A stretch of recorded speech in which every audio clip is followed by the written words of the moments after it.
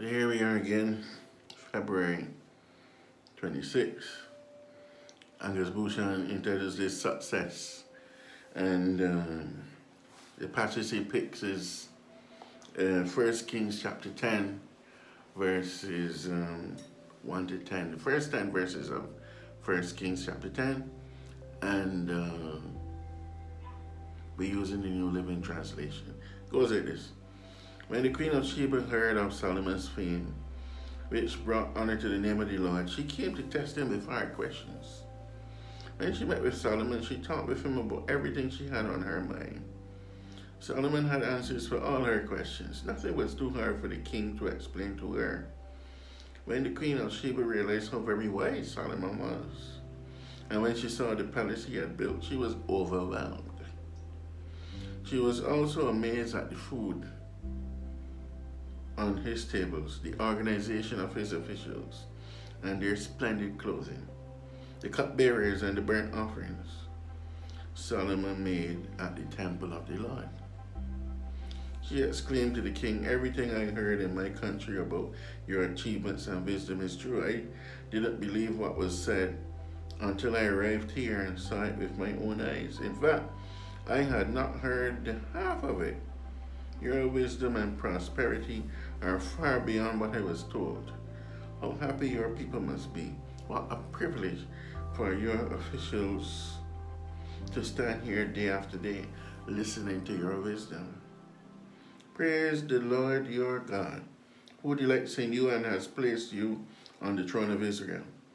Because of the Lord's eternal love for Israel, he has made you king so you can rule with justice and righteousness." Then she gave the king a gift of 9,000 pounds of gold, great quantities of spices, and precious jewels.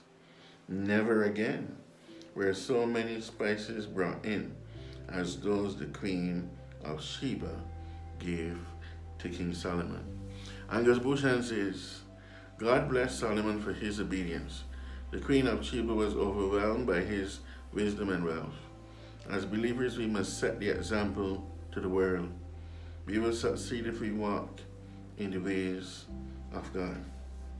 One verse that comes to me is Matthew 5:14 and 16, where Jesus says, "You are the light of the world. A city that is set on a hill cannot be hidden." And so he continues and says, "Let your light so shine before men that they may see your good works and glorify your Father which is in heaven."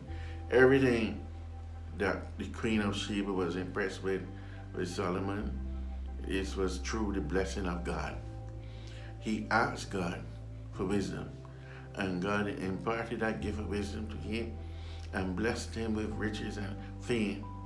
And so when God is blessing you, people, strangers, will praise the Lord for what he has done in your life. The compliments will come, the accolades will come. There's no denying when you are genuinely working for God. Even the enemies will have to declare that God is on your side. So I leave it here with that today, very short. The testimony of the Queen of Sheba was outstanding. And even it boggles the mind that she was so impressed she gave him so much spices and 9,000 pounds of gold. If she had not been impressed, maybe she would hold back some of the things. But she left her land with all these things to bestow on him based on half of what she had heard, based on what she had heard, which she declared was only half of it after she discovered what she saw him by talking to him.